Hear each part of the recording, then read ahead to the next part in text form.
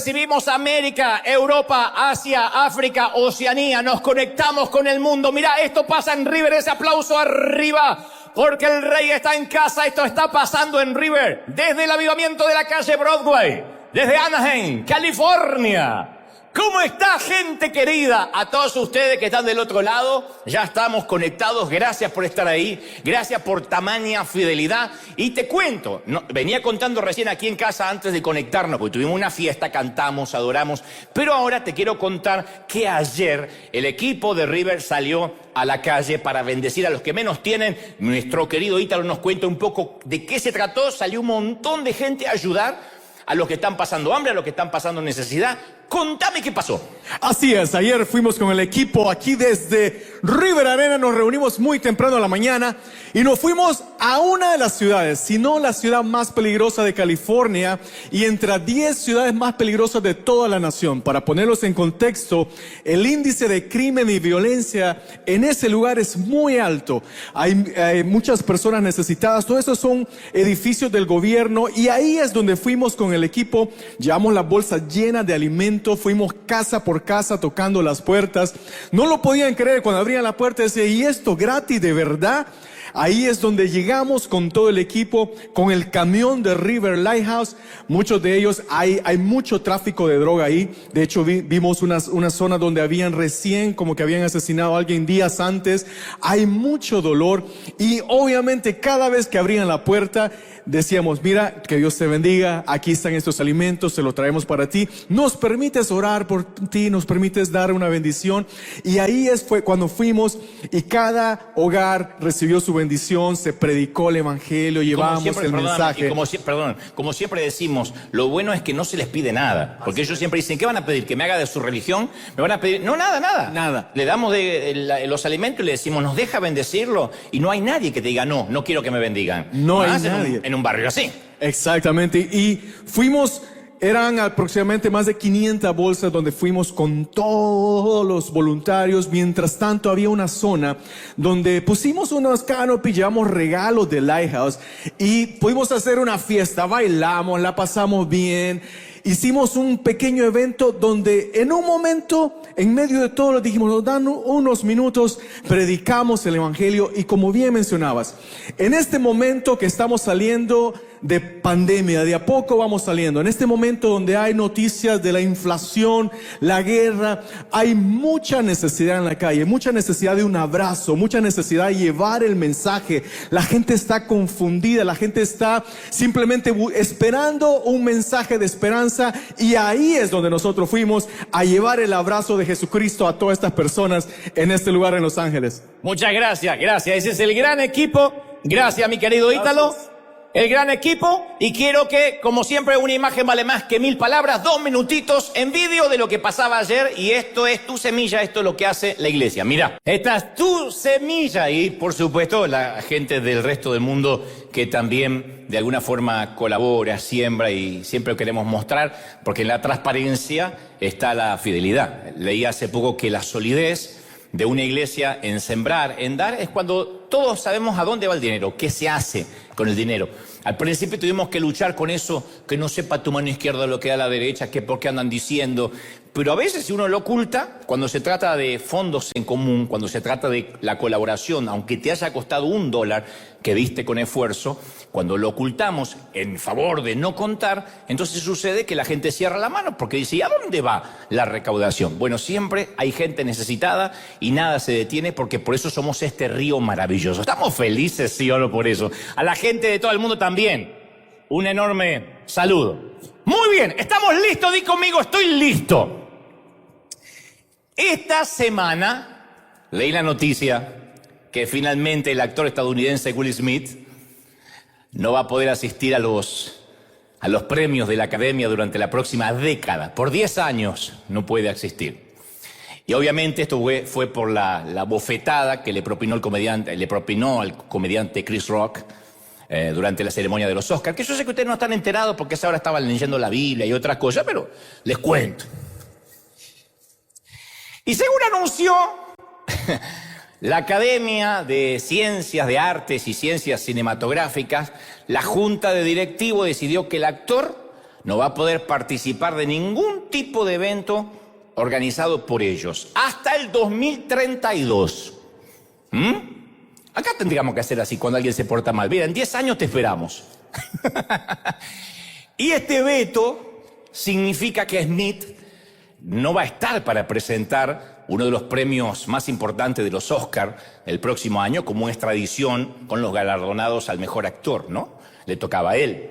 Es decir, el actor va a tener 63 años cuando pueda volver a competir por la estatuilla. 63 años. Capaz que ya no tiene ganas de competir, si es que llega vivo a esa edad, ¿no? Y en su declaración el viernes, la Academia de Hollywood también expresó su profunda gratitud al señor Rock porque mantuvo la compostura en circunstancias atípicas, extraordinarias, ¿no? Y mantuvo que a su vez Smith violó las reglas de la Academia. A mí me llamó mucho la atención esa frase. Violó las reglas de la Academia, porque uno pensaría que como se trata de entretenimiento no hay reglas. Dicho esto, fue esta noticia que me detuvo a meditar en algo muy importante esta semana, que no es un tema menor, no es un tema pueril, es un tema que merece toda nuestra atención, que todo en la vida, aunque se trate de entretenimiento, de deporte, de escuela, en una casa, en un hogar, toda la vida tiene sus propias reglas. Aún los juegos la tienen, de otro modo no se puede jugar, aunque sea un juego de mesa. En el tenis, si un jugador comienza un punto vestido de una manera, deberá finalizarlo con todas las prendas en su lugar, incluyendo el gorro. Si se le sale el gorro, no vale el saque, tiene que hacerlo de vuelta. Usted dirá, ¿y eso quién lo inventó? No tengo la menor idea. Alguna madre que dijo, no andes desabrigado si vas a jugar al tenis. En el atletismo, si te quitas la camiseta, quedas descalificado. En el fútbol significa por lo menos una tarjeta roja. En el atletismo, aunque hayas ganado la carrera y hayas cruzado la meta, si te quitas la camiseta para celebrar o lo que sea, quedas automáticamente descalificado. Hay precedentes de esto. En el boxeo no se permite golpear debajo del cinturón. En natación tienen reglas. No orinar dentro de la piscina. Pero eso no lo pueden controlar. Después miren el agua si hay un poquito más cuando salen los nadadores, ¿no? Pero los brazos, los movimientos de los brazos tienen que ser simultáneos, tienen que seguir un plano horizontal, la espalda se debe mantener plana, la cabeza baja, las nalgas altas. Yo no sé cómo se suben las nalgas para nadar, pero se ve que los que practican este deporte lo saben. En el golf no puedes llevar más de 14 palos de golf, obviamente correspondiente. No puedes pedir consejo a nadie que no sea tu compañero. Tienes que pedir consejos cómo hacer tu próximo saque a quien te está acompañando. No puedes pedir consejo a otro porque te descalifican.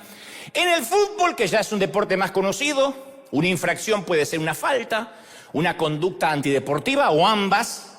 Entonces, según la naturaleza de la infracción y las circunstancias en que se produzca, equivale a una tarjeta amarilla, que es como una suerte de warning, o una tarjeta roja, que es automáticamente tiene que salir del césped de la cancha.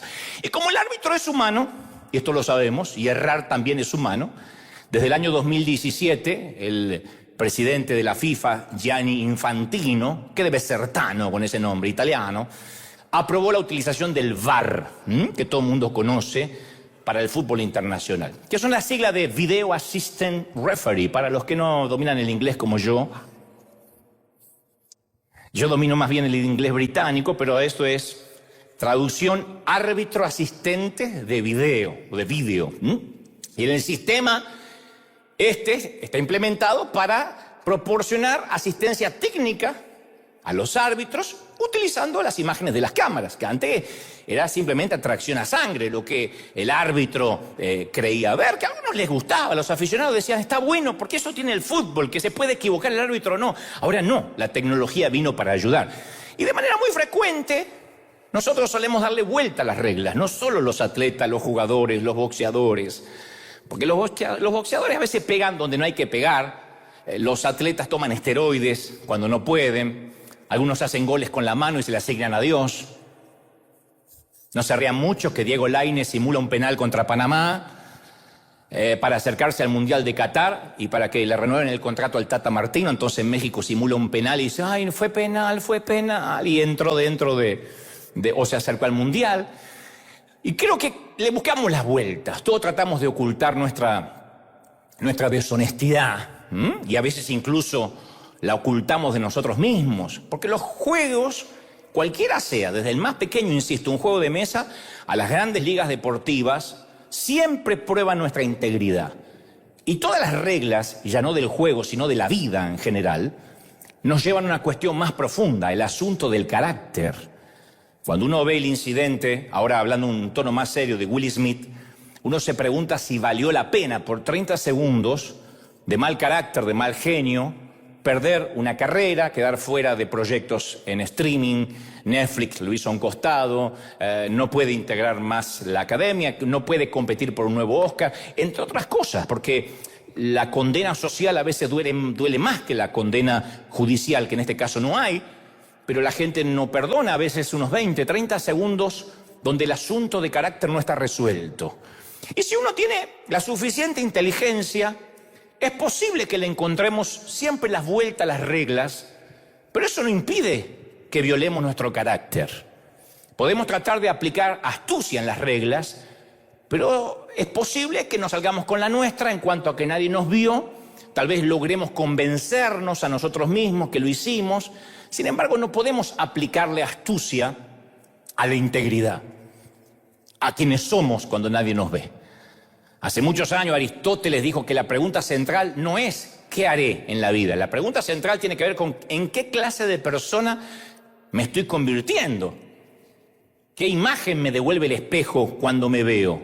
¿Qué clase de persona me devuelve el reflejo? ¿Me gusta la persona en la cual me estoy transformando día a día? Bueno, las cuestiones de integridad surgen en todo momento a lo largo de la vida, independientemente en lo que creamos.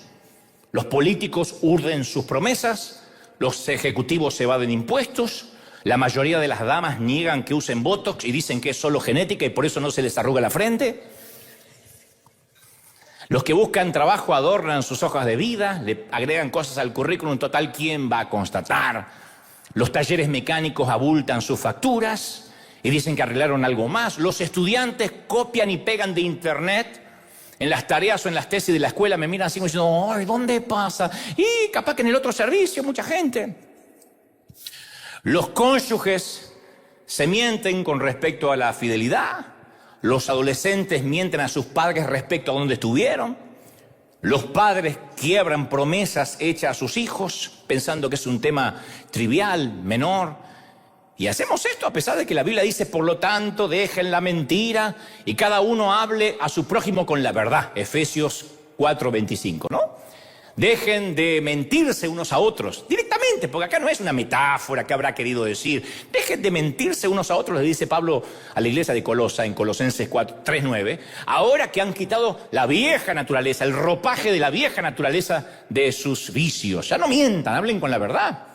El Señor aborrece las balanzas adulteradas, pero aprueba las balanzas exactas, dice Proverbios 11:1 a través del sabio Salomón. O sea que ya desde tiempo inmemorables había balanzas adulteradas. Había cosas o se generaban situaciones para hacer trampa, para timar. Entonces cuando al día de hoy decimos, bueno, yo no soy un timador, pero ¿cuántas veces le decimos a alguien, voy a estar orando por tu vida? ¿Y de verdad oramos? ¿Alguna vez llegaste tarde a una cita, como decíamos el domingo pasado, y culpaste al tránsito y todo se debió a que no saliste más temprano, te quedaste dormido? Pero lo más fácil es decir, el tránsito estaba feroz. Pero si es 4 de julio y no hay nadie en la calle. Ah, sí, pero hubo un choque justo a la vuelta. ¿Alguna vez enviaste una declaración de impuesto que no era del todo veraz? Diáfana, honesta. Mirá las caritas de todo. Que había que pagar impuestos, dijo uno. Hay una encuesta muy seria que calcula que el 50% de las personas que se dicen ser cristianas, católicas, protestantes, cristianas, hacen trampa en sus impuestos. El IRS, que es el homónimo de la AFIP en Argentina, de Hacienda en otros países, abrió una cuenta, se llama Cuenta para Tramposos. Por si no sabía, ahora después se las pasamos. Cuenta para que las personas que le agarre remordimiento durante el año puedan mandar dinero sin que tengas represalias. Dices, no puedo dormir.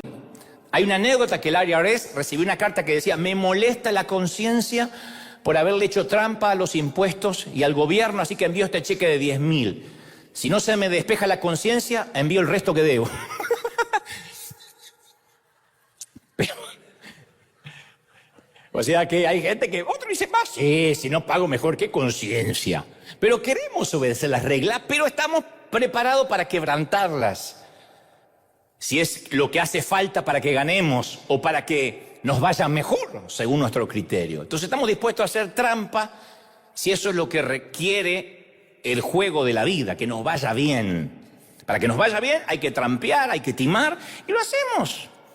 Y a veces no nos molesta la conciencia. Hay gente que le conviene decir que está desocupada a la vez que hace trabajo clandestino para no perder la ayuda social. Y ustedes dicen, bueno, es un detalle menor. Bueno, eso es integridad o falta de ella. Conocí a alguien que se las arregló para seguir cobrando la jubilación de su cónyuge muerto. No acá en este país, sino en uno de nuestros países. Y cada vez que le encontraba a la persona me decía, ay, qué bendición de Dios, qué bendición. No sabía si hablaba del muerto o de la jubilación. Otros simulan una lesión para poder realizar una demanda, cobrar un seguro de desempleo o una pensión federal. Y después adoran a Dios y dicen que son buenos cristianos, pero simulan algo a pedido de un abogado inescrupuloso que les dice, ¿por qué no simulas que te duele el cuello y podemos sacar tanto dinero? Y algunos creen que eso es una bendición de Dios. Otros se casan fraudulentamente para lograr un estatus migratorio. Como que Dios dice, bueno, en ocasiones mentir está bien, lo importante es la green card. No. La travesía de la integridad exige, primero, que cultivemos un deseo. Es necesario que sea mayor nuestro deseo de ser honestos al deseo a que nos vaya bien. El deseo a ser buena persona tiene que ser más grande a que nos vaya bien. Parece infantil lo que digo, pero vaya, caramba. ¿Cómo uno puede tener mayor deseo de que le vaya bien haciendo trampa sabiendo que nuestros hijos nos ven? ¿De qué serviría todo lo que le digamos después si nuestro ejemplo es el antagonismo de lo que predicamos? Estamos en las antípodas de lo que decimos creer. Entonces, ser honesto exige una decisión. Voy a jugar con integridad aunque me toque perder, antes que hacer trampa y ganar. En la vida, aunque me toque perder, aunque el camino sea más largo, no voy a tomarme un atajo para ganar. Y exige una convicción. No puedo tener éxito en lo que hago y fracasar en lo que soy. ¿De qué me sirve tener éxito en lo que hago si fracaso en cómo soy como persona y en lo que me estoy convirtiendo cuando me veo al espejo? Entonces, integridad no es lo mismo que conocer las reglas. Nuestro problema en general no es que no sepamos las reglas, las leyes, sino que no vivimos conforme a lo que sabemos. Yo conozco las reglas y las cumplo. No, es como el que conoce la Biblia y no vive conforme a las Escrituras. Hay una historia de un hombre que iba en automóvil y pegada atrás conduce una mujer que viene con mucha prisa, una dama que viene con mucha prisa, y el tipo llega a una intersección, cuando ve que se pone la luz amarilla, la mujer que viene atrás dice, que se apure, que se apure, que se apure, que va a cambiar el semáforo. En lugar de apurarse, él aprieta el freno. Vieron que hay gente que dice, el amarillo es para frenar. Los que venimos de México hasta Tierra del Fuego, el amarillo es, pasa volando que todavía hay tiempo. En Argentina la luz roja es, yo que vos pararía. El amarillo se acelera. Pero acá el gringo entiende que el amarillo es para frenar. No importa si se pone verde o rojo, hay que frenar. Y la mujer, que era, parece papá mexicano, mamá salvadoreña, con algún ascendente argentino, pierde los estribos. Le toca bocina, le grita, levanta un dedo y no necesariamente de aprobación. Le comunica la frustración de modo contundente, despotrica, gesticula. Y en medio de estos insultos iracundos, alguien le toca la ventana, la ventanilla. Levanta la mirada y descubre que es un agente de policía. Y él la invita a bajar del automóvil, la lleva a la comisaría, no le pregunta nada, donde la catean, le toman las huellas, la encierran en una celda y tras un par de horas la dejan en libertad. Y el oficial que la arrestó le devuelve todos sus efectos personales a la vez que le pide perdón. Le dice, le pido disculpas, señora, fue un error. Me detuve detrás de su automóvil mientras usted tocaba la bocina, hacía gestos malos, usaba lenguaje vulgar, Y ella dice, ¿y eso merece que me meta en una celda 2 horas? No. Yo observé que había una calcomanía en su paragolpe que decía, si amas a Jesús, sígueme. El parabrisas se leía Juan 3:16. Tenía un cartelito que decía, River Arena, la experiencia. Y lógicamente pensé que se había robado el auto.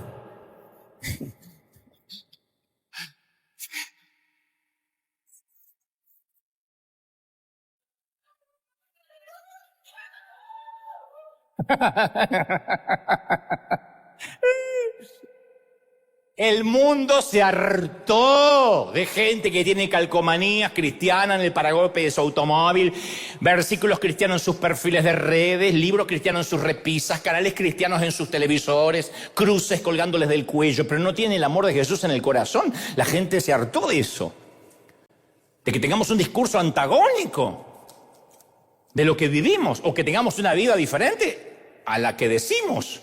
Entonces, desarrollar una reputación de integridad no es lo mismo que tenerla. Jesús fue la única persona que en el Nuevo Testamento usó la palabra hipócrita, en griego hipócritos, para describir a los que no practican lo que dicen o lo que predican.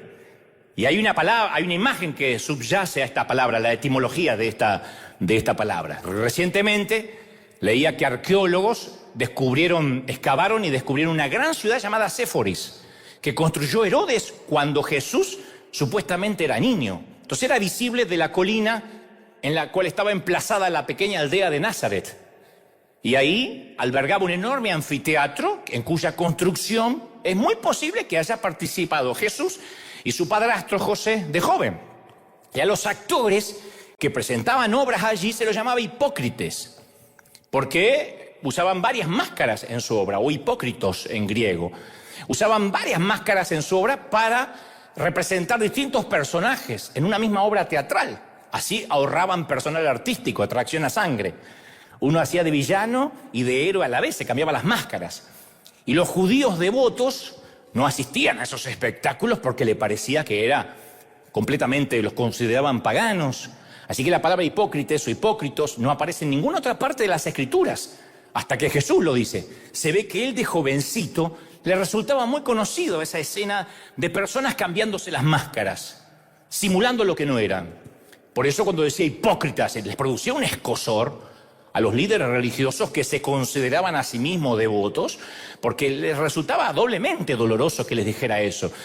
Así que te digan hipócrita tiene que ver con que te digan actor, estás desempeñando un papel, pero ni siquiera estás en Hollywood. Ni siquiera actúas en una novela, desarrollas un papel dentro de la vida, en la iglesia, donde sea. Yo entiendo mucho de hipócrita, porque en lo personal he lidiado mucho con eso. Cuando era adolescente y estaba solo en casa mirando tele, teníamos las televisiones de lámpara, que los millennials no tienen la menor idea de lo que estoy hablando. Eran unos armatostes que literalmente hasta los 10 años pensé que los conductores y los actores vivían dentro. Fíjate vos lo que eran esas máquinas, unas cosas así. Apagaba la tele y quedaba un puntito. Una vez me quedé hasta qué hora se iba el puntito. 3 de la madrugada, el puntito se fue. Se ríen nerviosos porque no quieren decir que son de la misma época. Y yo estaba mirando tele y esos televisores con lámpara calentaban. Entonces si papá ponía la mano sabía si habías visto tele. No era como Netflix que te dice dejó la serie por la mitad. Ahí papá sabía así con discernimiento si habías visto tele o no. Y yo escuchaba con el auto, mi papá decía, no vean tele todo el tiempo porque van a quedar estúpido.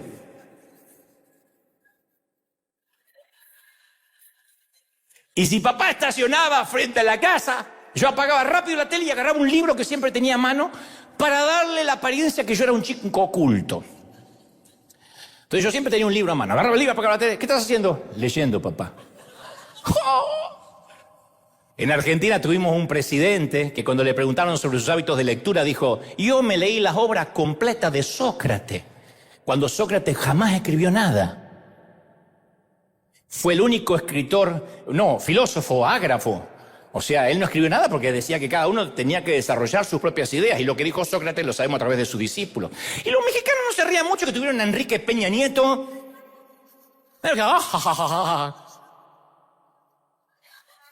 Yo una vez estuve en la Feria del Libro de Guadalajara, coincidí, y le preguntaron qué libros había leído y dijo, bueno, ahora no me acuerdo de ninguno porque le presto tanta atención a la lectura que me olvido el título, dijo el condenado. ¿Cómo te va a aprender lo de adentro y no sabes el título? Bueno, por lo menos no leyó a Sócrates, ¿no? Entonces todos simulamos ser lo que no somos. Y yo recuerdo que durante la secundaria yo quería evangelizar. Mi mamá me decía, usted tiene que predicar con su vida. Predica todo el tiempo y si te es muy necesario, habla.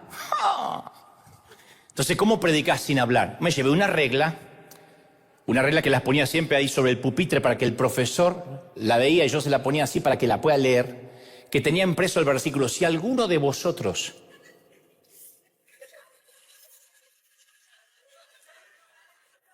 cuando tengas tu regla, ponle el versículo que vos quieras, yo no me meto con tus útiles, vos no te metas con los míos. Se ríe, no sabe lo que voy a decir. Si alguno de vosotros tiene falta de sabiduría, fíjate vos qué conveniente para alguien que va a estudiar, tiene falta de sabiduría, pídasela a Dios, la cual se la da a todos abundantemente, Santiago 1:5. Entonces yo ponía así, para que el profesor, que era ateo, leyera. Y un día estaba rendiendo examen, con tantas ganas de obtener una buena calificación, que me había anotado todas las posibles respuestas debajo de esa regla bendecida, en letra chiquitita. Hasta yo hacía así con la regla, así, como que iba a buscar el apoyo bíblico y miraba así hasta que el profesor me cachó. Y delante de toda la clase sonrió así medio pernicioso y dijo, qué lindo lo suyo, Goebbels, ¿eh? Parece que si la sabiduría abundante Dios no se la da, usted por las dudas se copia.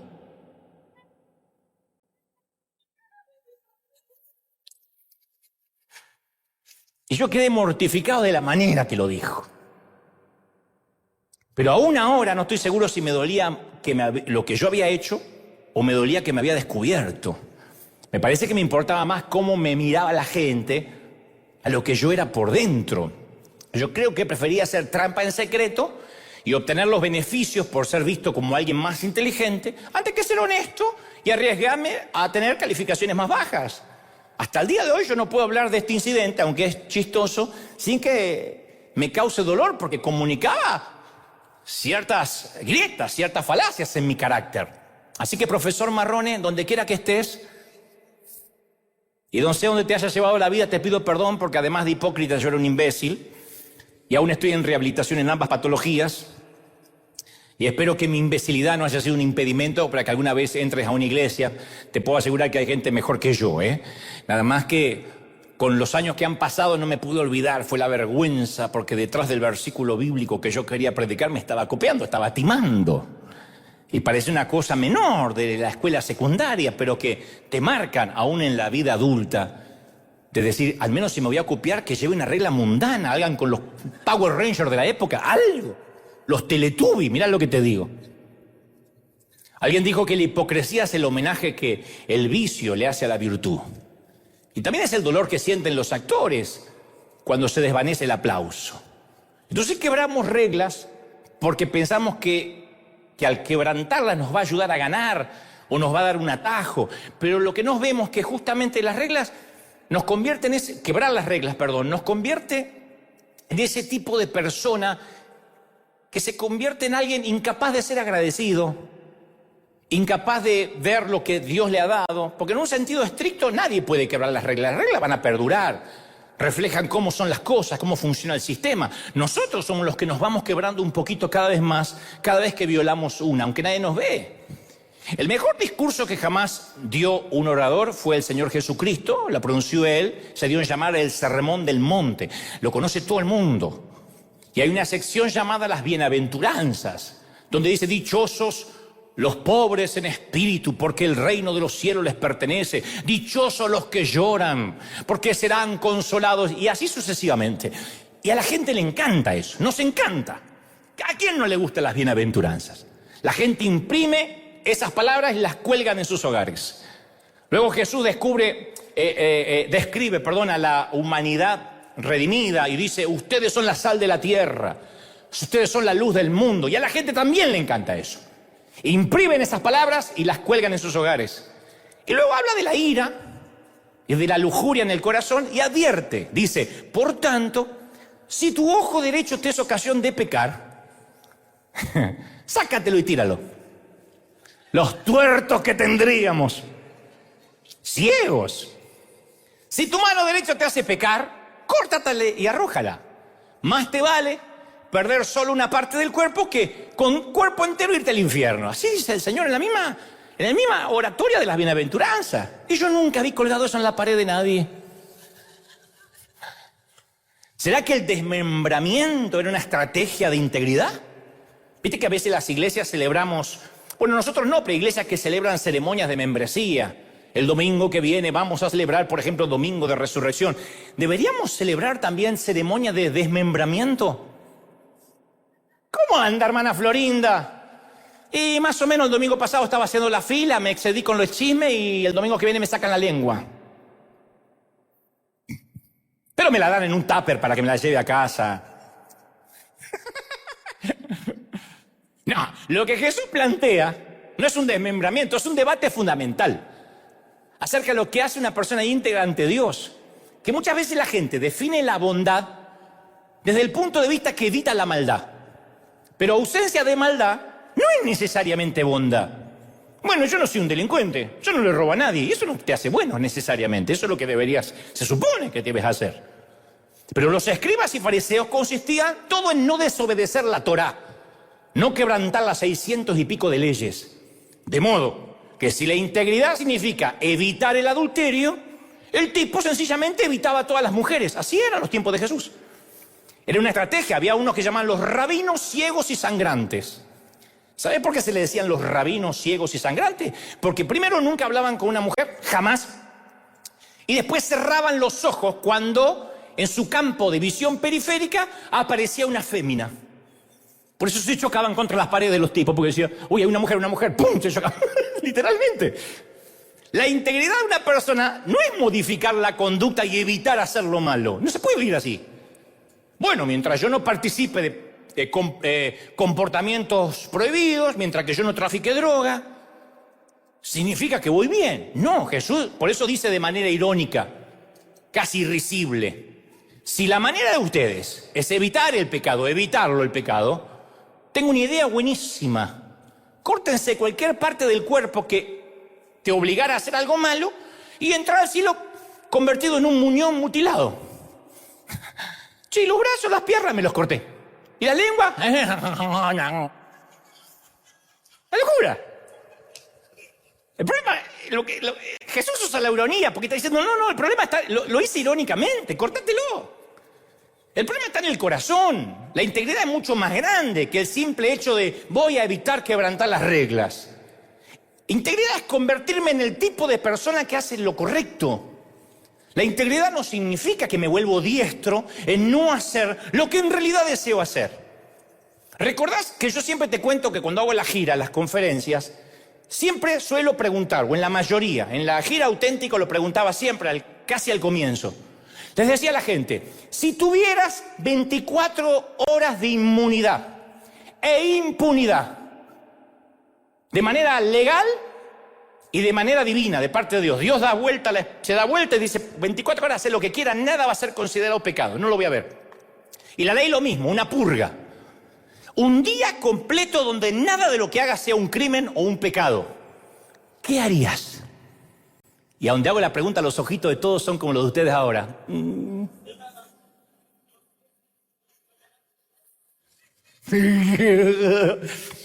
Bueno, ¿eso qué harías? Si no se te conmutara la pena, es lo que eres. Eres todo lo que harías si tan solo pudieras. No es porque, ay, qué gana de matar a mi suegra, pero me la aguanto porque la amo. No, la tenía ganas de matar, la mataría si pudieras. Pensaste en hacerlo anoche.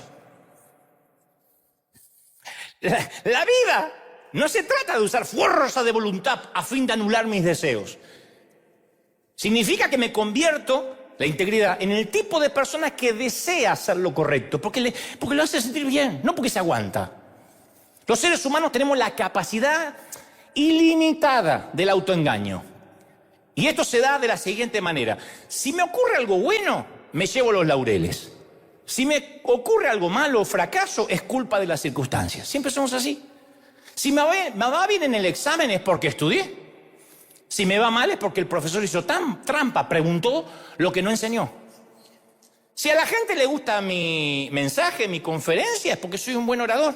Si no les gusta es porque eres duro de entender.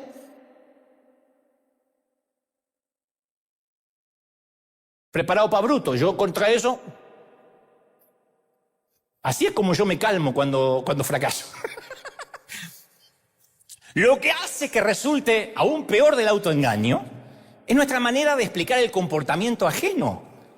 Porque nosotros tendemos a explicar nuestro mal comportamiento desde la perspectiva de las circunstancias atenuantes, desde nuestras motivaciones. Si fuéramos Will Smith, diríamos, no, a ver, se estaba burlando de una enfermedad, de la alopecia de mi esposa, pónganse en mi lugar.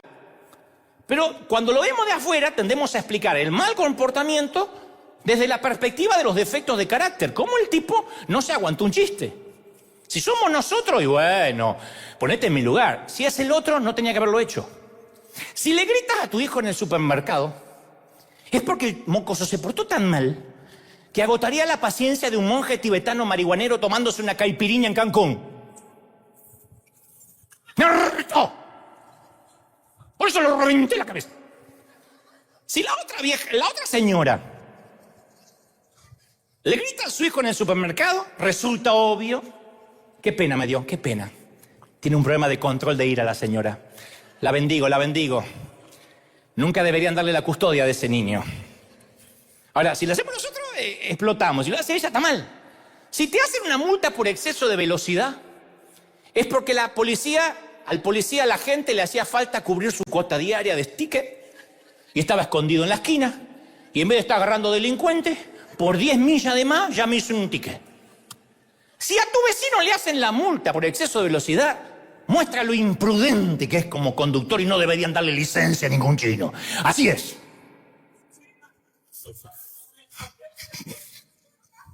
Vamos a ver, chicos. No hay, ¿no? Y integridad es jugar con las reglas de juego. Fuera de toda broma, siempre que algún inmigrante arriba a Estados Unidos y me pide un consejo, yo no doy consejos si no me los pide. Pero si me dicen, acabo de llegar acá, voy a probar suerte, voy a trabajar, yo les digo la verdad cruda y sin anestesia, le doy 2 recomendaciones fundamentales. La primera, le aclaro que los Estados Unidos de América, la Unión Americana, tiene muchos defectos como cualquier otro país, pero debe estar consciente que aquí la mentira es un crimen. Es lo único que un hispano tiene que aprender apenas cruza la frontera. La mentira es un crimen. Por eso aquí se presume inocente hasta que se pruebe lo contrario, al revés de nuestros países. No es un tema menor que la Constitución de los Estados Unidos de América está basada en la Biblia. Entonces es mucho más que un pliego de derechos. Está basada en la Biblia, cambió, se secularizó, se hizo laica, pero los fundamentos están basados en la Biblia. Entonces no puedes evadir impuestos, no puedes vivir del engaño mucho tiempo, no puedes ser más listo que un sistema que está perfectamente cruzado para detectar los mentirosos. Eso se lo digo a cualquiera que llega. Yo conocí a una dama que estaba indocumentada, un policía la detiene, le pide su licencia de conducir, ella alega que se la olvidó en su casa, cuando en realidad no tenía ninguna documentación. El policía no la podía enviar de regreso a su país. No es la tarea, no es un oficial de migraciones, solamente le pidió la licencia de conducir. En todo caso, le hubiese secuestrado el auto o le hubiese puesto un ticket, quién sabe. Pero el policía le creyó, le hizo un warning, una advertencia y la dejó ir. 10 años después, ella quiso hacerse residente y apareció en su récord sus antecedentes que le había mentido a un oficial. Así que la deportaron. Porque no dijeron, es una criminal, mintió. Entonces mi consejo es no trates nunca de burlar al sistema. Si lo haces, vas a hacer una carrera muy corta. Tarde o temprano el sistema te va a eyectar. El mismo seno del país te va a vomitar. Es así. Lo mismo sucede cuando hay una iglesia sólida. Una iglesia cuyo liderazgo está bien comprometido. El chismoso, el divisionista, es eyectado. Porque nadie le presta oídos a su verborrea venenosa. Se pone a hablar y nadie lo quiere escuchar. Y mi segundo consejo al recién llegado a los Estados Unidos es, sea agradecido. Vas a tener muchas cosas, no las des por sentada. Sé agradecido. La gratitud es la capacidad de experimentar la vida como un regalo. Nos libera de la cárcel del egocentrismo, del falso sueño americano. Sé agradecido. La gratitud es el regalo que Dios nos da para poder disfrutar de las bendiciones. Es como las papilas gustativas que nos capacitan para poder disfrutar la comida. Cuando gente enfermaba del COVID, lo primero que perdía era el gusto y el olfato. Y es espantoso perder el gusto porque siente que estás comiendo tergopol. Entonces, cuando uno pierde la capacidad de gratitud, no disfruta las bendiciones, da por sentado. Al principio, ¡ay, no puedo creer la seguridad de este país! Me olvidé de la casa abierta y nadie me robó. ¡Ay, no puedo creer que aquí te devuelven los impuestos cuando pagas de más! ¡Ay, no puedo! Y después lo damos por sentado y empezamos a exigir derechos. Y sin la gratitud, nuestra vida se deteriora y se convierte en envidia, en insatisfacción, en quejas. Entonces, sin la gratitud siempre damos por sentado que merecemos lo que tenemos y que deseamos más para ser felices. Y si tenemos niños, a veces por miedo a que no sufran como nosotros, que es un síndrome de todos los papás que las pasamos mal cuando éramos chicos, le damos todo lo que quieren y así le adormecemos el sentido de gratitud. ¿Qué van a hacer? Vamos a estar criando mocosos caprichosos, con ataques de frustración si no le renovamos el iPad, si no le cambiamos el celular, si entra a un restaurante y no hay wifi, ¡ay, vámonos de acá! Y se va a querer quitar la vida cuando de adulto alguien los rechace, alguien los despida o alguien los repruebe. Porque su umbral de frustración es demasiado bajito y su sentido de gratitud nulo.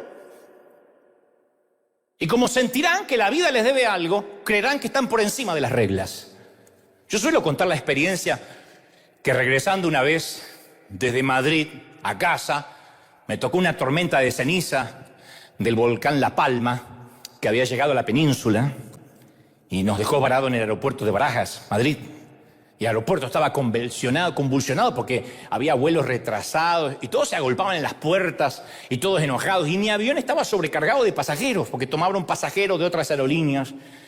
Entonces, con toda la amabilidad que encontré, le pregunté a una de las asistentes de la aerolínea, le digo, ¿quedará algún asiento disponible? Y luego de ver mi estatus como viajero frecuente y mi carita de cordero degollado, esta carita no falla, esta, mira, esta.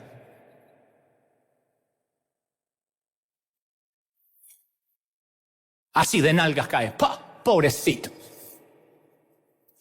La subyugo de lástima. Pues no, señor. Me temo que no tenemos cupo en clase turista. Así que quizás lo tengamos que poner en clase ejecutiva, en primera clase. No le importaría, ¿verdad? Esta es la cara, practiquen. Ningún pasajero estaba más agradecido que yo.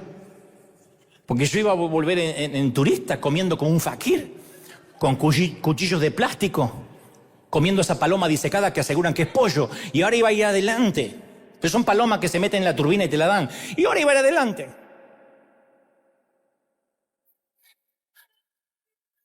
Un baño para 8 pasajeros, atrás había uno para 350. ¡Es maravilloso! Iba cada rato a orinar, pausarlo nada más. Y me siento en business, en primera clase desde Barajas a Los Ángeles, y un señor del otro lado del pasillo estaba enojado porque tenía solo una almohada y me falta la otra almohada. ¿Y dónde está mi whisky? ¿Y dónde está mi whisky? ¿Saben cuál es la diferencia? El gruñón había pagado para ir ahí. A mí me lo habían regalado, yo estaba de gratis. Así que a mí me daban en un vaso que no era de plástico, yo estaba ya agradecido. Entonces, ¿en qué asiento te ubicas en la vida? ¿En cuál? ¿En lo que crees que pagaste y te lo mereces? ¿O en el otro, que te lo regalaron? Hay una vieja película de 1965 interpretada por un actor que la mayoría no conoce, James Stewart, acerca de la guerra civil, donde él interpreta a un personaje viudo con una gran familia agrícola. Y es un hombre de mal genio, hostil, con un alto sentido de autosuficiencia. Y al principio de la película hace una oración antes de cada comida, porque su esposa se le hizo prometer antes de morir, si no ni oraría. Y una oración bastante acerba, bastante irascible, rara. Él dice, Señor, despejamos esta tierra, la aramos, la sembramos, cosechamos los cultivos y preparamos la comida, trabajamos hasta quedar muertos de cansancio. Nada estaría aquí en la mesa si no fuera por nosotros, pero ni modo, igual te damos gracias. Si así da las gracias, no me quiero imaginar cómo se queja. Y luego llega la guerra en la película. Te la puedo spoilear porque es de 1965. Pierde todo. Pierde gran parte de sus hijos, su familia queda destruida. Y avanzada la guerra, el remanente de la familia, lo que le queda, se juntan alrededor de la mesa a comer. Y ahora el personaje de Stuart comienza a pronunciar otra vez la oración. Señor, limpiamos esta tierra, la aramos, Pero se atraganta y no puede continuar. Porque el sufrimiento, la pérdida, la muerte habían quebrado su ilusión de autosuficiencia. Lo irónico es que la pérdida y el dolor son los que franquean el paso a la gratitud. Y el personaje de Stewart llega a darse cuenta de que había visto las cosas desde la perspectiva equivocada. La realidad es que su cuerpo es un regalo, sus hijos son regalos, sus semillas son regalos, la tierra, la lluvia, el sol, el crecimiento son regalos, el trabajo es un regalo, la vida misma es un regalo. Y él lo tiene que entender después de una guerra, después de una pandemia. ¿De verdad? ¿De verdad necesitamos que 2 gotas de moco que vienen de China y que te cierran el oxígeno de buenas a primera llegue a instalarse para que nosotros digamos hay que estar agradecido por la vida? ¿De verdad? Nadie muere ateo. Nadie. Yo jamás he visto a alguien morir ateo. Nunca. En la estación final, en el último tren a casa, todos quieren saber si hay algo más allá. Tenemos que esperar esa situación álgida para volvernos agradecidos y seguir las reglas de juego. Mira, alguna vez yo tuve un tío que habrías amado con locura. Era de esos hombres que todos los niños quieren tener como tío porque coleccionaba historietas, cómics, y tenía más historietas que cualquiera de mi mundo en aquel entonces. Tal como te lo digo, coleccionaba cómics cuando apenas existían en mi país. Un hombre adulto, un tío. Algunos de esos tesoros los traía del exterior. También tenía muñecas, coleccionaba muñecas. Medio raro el tío, pero tenía muñecas y cómics. Iba a casas de antigüedades y las compraba. Compraba y vendía con regularidad las revistas más exóticas que a cualquiera se le pudiera ocurrir. Era como ver a un niño encerrado en un cuerpo de hombre. Ir de visita a su casa era solo comparable con conocer alguna vez Disneyland. Nombra la revista de historietas que se te ocurra y en algún momento u otro mi tío la tuvo. Solo podías leer toda esa colección inimaginable de tesoros con voracidad, aleatoriamente, mientras que estabas en su casa, no te podías llevar nada. Así que podíamos pasarnos horas en su casa. Y durante un invierno muy frío, mi tío estaba sobre el techo del galpón podando un árbol y se resbaló. Se cayó del techo al suelo. Una rama grande del árbol que estaba cerrando le cayó encima y lo llevaron de urgencia al hospital. Ambas muñecas las tenía fracturadas, sus hombros estaban quebrados, su cadera y sus costillas estaban astilladas. Hubiese sido más fácil enumerar los huesos que no estaban fracturados que los que sí estaban. Pero cuando llegaron al hospital, estaba mareado. Lo que nadie sabía es que en ese momento los huesos se habían quebrado de manera tal que parte de la grasa se estaba escurriendo de su médula ósea. Es algo que rara vez ocurre, que se liberan cientos de embolias de grasa y entran en el flujo sanguíneo como si fueran perdigones de escopeta. Y con rapidez se abrieron camino hacia sus pulmones para luego rodear su cerebro e impedir el acceso de oxígeno. Entonces se asemeja mucho a un ataque cerebral masivo, a un ACV, lo que se conoce como tal. Cuando llegó mi tía al hospital ya había entrado el tío en estado de coma. Tuvieron que insertarle en la garganta un tubo de alimentación a fin de mantenerlo nutrido. Tuvieron que conectarle a un respirador, de lo contrario iba a dejar de respirar. Y siguió así un día tras otro. Mis padres fueron a verlo y a nadie le cabía duda de que era para decir adiós. Un integrante del plantel médico de pronto le dijo a la tía y a los familiares más cercanos que era el tiempo de tomar decisiones difíciles. Si lo conectaban a la respiración artificial permanente, iba a seguir viviendo meses, quizá años, en un estado vegetativo. Si por otra parte sencillamente lo desconectaban, le quitaban la alimentación y el respirador, se iba a morir. Entonces, hora tras hora, día tras día, mi tía se sentaba junto a él, le hablaba, le cantaba, oraba, lloraba. Le llevaba algunas historietas, se la ponía en la mesita de al lado junto con el agua mineral y decía, por si te despiertas, quieres leer y tienes sed. Y luego cada día, durante semanas, ella le decía la misma frase, Alma, Mi alma, despiértate, necesito decirte que te amo. Mi alma, despiértate, necesito decirte que te amo. Cada día, hubiera visitas o no, mi alma, necesito decirte que te amo, despiértate. Con el correr de las semanas, abrió los ojos, trató de sonreír, fue el comienzo. Y una vez más, como había sucedido hacía más de 60 años, cuando nació, el milagro de la vida volvió al cuerpo de mi tío. Su boca se abrió, pudo balbucear. Sus primeras palabras vinieron cuando le retiraron el tubo, obviamente, de la garganta, que es algo, un procedimiento muy doloroso, por cierto, ¿no? Y después de muchos días de coma y meses de rehabilitación, el tío volvió a la casa, estaba caminando, leyendo historietas otra vez, y para bien o para mal, nunca volvió a ser el que yo había conocido, nunca volvió a ser el que solía ser. Algo le había cambiado. Yo preguntaba siempre si era un tema neurológico, y me decían, no sabemos porque está normal, pero algo había cambiado en él. Y una cosa resulta clara para todos, como le resultó para mi tío, que la vida es un regalo. Lo hablamos el domingo pasado. Todo se va a la caja. Que cada día es un milagro que no se compra, cada segundo que vivimos es un segundo adicional. La vida, a esta altura, transcurre en el tiempo adicional que está agregando el árbitro. El que crea que todavía está antes del minuto 90, está errado. Ya pasaron 90 minutos. Y estamos viendo tiempo extra, aunque tengas 20, 30, 15, 16 o 75. Y yo no sé por qué el juego funciona de esta manera. No sé por qué algunas personas se recuperan mientras que otras mueren.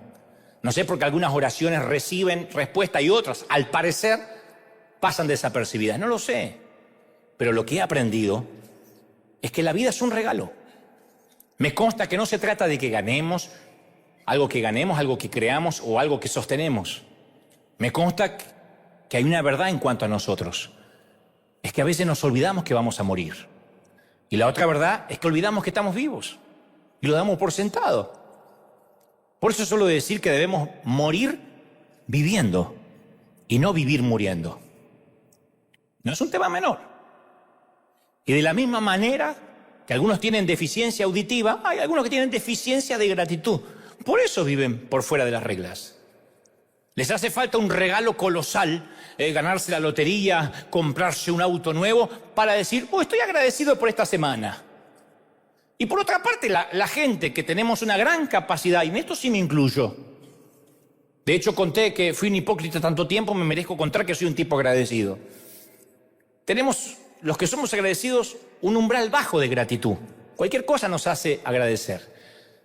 Y yo sé que hay gente así, que se dan cuenta de una puesta de sol, agradecen el hecho de respirar, la sonrisa de un niño, que hace brotar ese sentido de haber recibido la bendición de un regalo que no te ganaste. En cierta ocasión Jesús sanó a 10 leprosos y uno solo volvió agradecido. Y si esta historia muestra una estadística, es que 9 de cada 10 sufren de ingratitud. Son proporciones pandémicas. ¿De verdad que uno de cada 10 agradece y 9 de cada 10 son ingratos? Entonces, si sientes que el mundo te debe algo, prepárate para una vida de horas amargas. Vas a llegar irritado y rezongando a una muerte temprana. El corazón agradecido, por otra parte, ve la vida cada día como un regalo. Se enfoca menos en la almohada que falta y en el whisky que no le traen que en los privilegios que tiene. No está viajando en clase turista, pero no lo ve. Pero yo pagué por esto. Y no ve que si tiene para pagar es porque alguien permite que tenga para pagar. Porque se le acaba la salud y no viaja ni en turista, ni en business, ni colgado, ni en el baúl. Se le acaba y termina con un batón tras un biombo, con el traserito al aire y con un suero intravenoso. Sin embargo, el corazón agradecido es como un imán que recoge durante todo el día razones para ser agradecido. 1 trillón de diamantes brillan contra el terciopelo negro cada noche, con tal solo levantar la vista. Pero hay gente que ni levanta la vista de noche. Y tienes ahí un espectáculo gratis. Broadway jamás lo pudo superar. Un milagro de músculos permiten que tus oídos escuchen estas palabras y que tu mente pueda procesar todo lo que te dije. Tus pulmones inhalan y exhalan 11.000 litros de aire cada día. Tu corazón va a palpitar 3 billones de veces en toda tu vida. Tu cerebro es un auténtico generador eléctrico. Y también podemos agradecer por el café de esta mañana, por la frazada que nos cobija, por el chiste que llegó a tiempo, por los miles de aviones que no se cayeron hoy. La gratitud es la que nos conduce por tiempos difíciles. Entonces, mi sugerencia es unirse a ese 10% que agradece que haya reglas en la vida. Ser parte de la gente agradecida. Jack Nicholson le dice una frase maravillosa al personaje que interpreta Helen Hunt en la película Mejor Imposible. Hay una frase magnífica, le dice: tú haces que yo quiera ser un mejor hombre. Tú sacas la mejor versión de mí. Y eso es lo que yo intento hacer cada domingo. Nada me haría más feliz que hoy te despiertes. El apóstol Pablo dijo: despiértate tú que duermes y te alumbrará Cristo.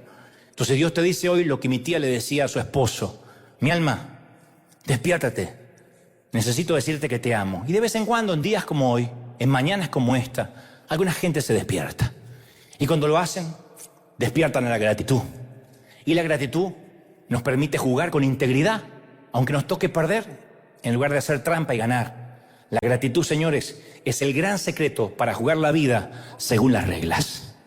Esa es la vida.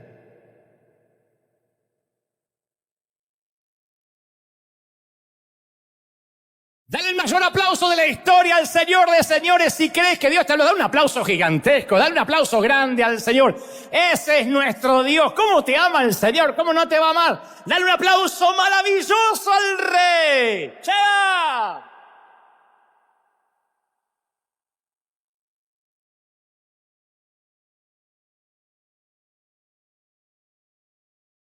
Que el aplauso se escuche en África, Asia, América, Oceanía. En Europa algo está pasando en River, hay gente agradecida y eres una mejor persona, eres una mejor persona, eres una mejor persona. ¿Cómo te ama el Señor? Últimos 2 minutos aquí y en otras partes del mundo. Di conmigo: Señor Jesús, fuerte, entra en mi corazón, perdona mis pecados, ayúdame a ser mejor, entra en mi vida, quiero tener una nueva vida.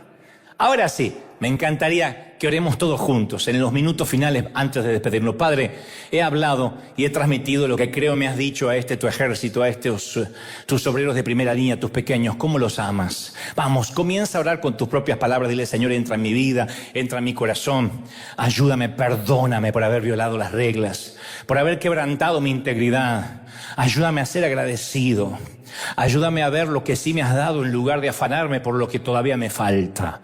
Que no sea tan torpe, tan imbécil de pensar que la vida o tú me debes algo. Gracias, dale gracias por respirar, por los pulmones, porque la mayoría puede estar firme en sus extremidades, porque no estás confinado en una silla de ruedas. Dale gracias porque puedes hablar, te puedes expresar, porque puedes amar. Por un momento ya no le pidas nada a Dios, dale gracias por lo que sí tienes. Mira dónde te trajo Dios. Mira hasta dónde has llegado. ¿Cómo no vas a agradecer? ¿Cómo no se va a colmar tu corazón de alegría, de gozo? Dale gracias por pertenecer a River Arena. Gracias por conocernos. Gracias porque viviste estos tiempos y no te los vas a olvidar más. Dale gracias, vamos, dale gracias. Levanta las manos y dale gracias. Señor, gracias porque fui un sobreviviente de la pandemia. Vaya caramba, un sobreviviente de la pandemia, mijo. Un sobreviviente. Pudiste haberte ido solo, sin siquiera la mano de un ser querido, en una cama fría de hierro de hospital. Y aquí estás. Sobreviviste. Estás sobreviviendo una guerra. Estás sobreviviendo las luchas. Hay gente que ha cruzado las fronteras con dolor y tuvo que parar la olla y mantener los hijos, pero lo lograste. Hasta acá llegaste, mami. Hasta acá llegaste, papá. ¿Cómo te ama el Señor? ¿Te das cuenta cómo te ama el Señor? Sí, no tienes lujo, no vives en Beverly Hills, pero vaya que no te falta nada, que te las arreglas para comer arroz y frijoles y sales a trabajar. De eso está hecho la gente hispana, de esa madera estamos formados y por eso Dios nos bendice, nos da tanto y nos lleva a lugares que ni imaginamos. Te ama, princesa, el Señor. Te ama, príncipe. Vamos firme, no aflojes, no te entregues, no te rindas. No te entregues, que los mejores días están por venir. Bendigo tu entrada, tu salida, tu acostarte y tu levantarte. Te bendigo en tu trabajo, que te vaya bien y que a partir de ahora experimentes el favor de Dios en todas tus cosas. Te bendigo para que Dios esté en tus días, en tus mañanas, en tus tardes y en tus noches, para que no te falte nunca el producto el fruto de tu trabajo, para que nunca falte el pan en tu mesa, para que tengas salud. Y si tienes salud frágil, bendice al Señor, porque aún puedes procesar estas palabras y algo se trae Él porque permite que tu salud sea así. Agradece a Dios por todo y dile: Señor, hay tanto para agradecer. Bendecimos, amamos al Señor que nos hace vivir felices. Pedimos una bendición doble, triple, cuádruple en todas las áreas. Seas bendito. Amén, amén y amén. Dios te bendiga, Dios te guarde. Hasta el domingo que viene, gente maravillosa, firme como talón de oso.